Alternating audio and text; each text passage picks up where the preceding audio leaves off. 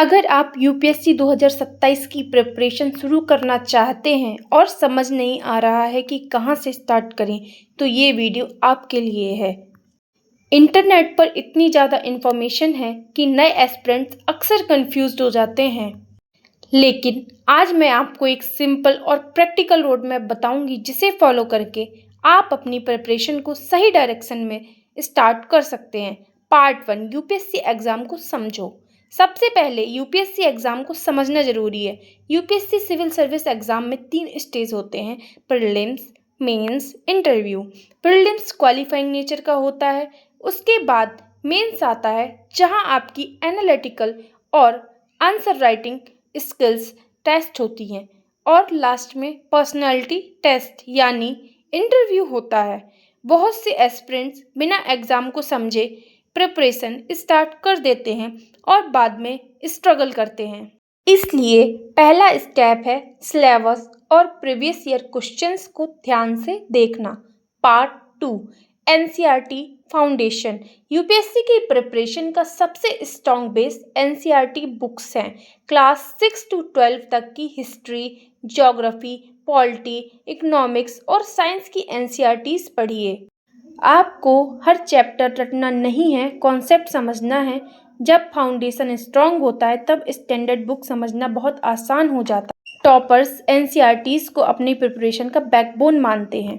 Part 3, standard books. NCERT के बाद standard books पर आइए। पॉलिटी के लिए एम लक्ष्मीकांत, मॉडर्न हिस्ट्री के लिए स्पेक्ट्रम, ज्योग्राफी के लिए एनसीईआरटी और एटलस, इकोनॉमी के लिए बेसिक कॉन्सेप्ट्स और करंट अफेयर्स। लेकिन एक बात याद रखिए, बुक्स कलेक्ट करना प्रिपरेशन नहीं होता। एक बुक को 5 बार रिवीजन करना 5 बुक्स को एक बार पढ़ने से ज़्यादा फायदेमंद है। Part 4, current affairs strategy. Current affairs UPSC preparation का बहुत इंपॉर्टेंट पार्ट है। रोज़ न्यूज़पेपर या करंट अफेयर्स रिसोर्सेज फॉलो करिए, लेकिन हर न्यूज़ इंपॉर्टेंट नहीं होती। यूपीएससी पर्सपेक्टिव से इंपॉर्टेंट टॉपिक्स पर फोकस करिए, जैसे government schemes, international relations, environment, economy, science and technology. Current affairs को स्टैटिक सब्जेक्ट से कनेक्ट करना सीखिए, ये टॉपर अप्रोच होती है।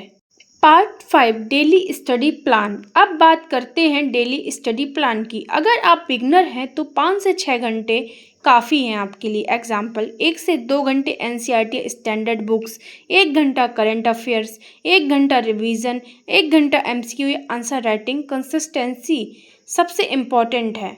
एक दिन 12 घंटे और फिर 3 दिन ब्रेक लेने से बेटर है रोज़ 5 घंटे पढ़ना।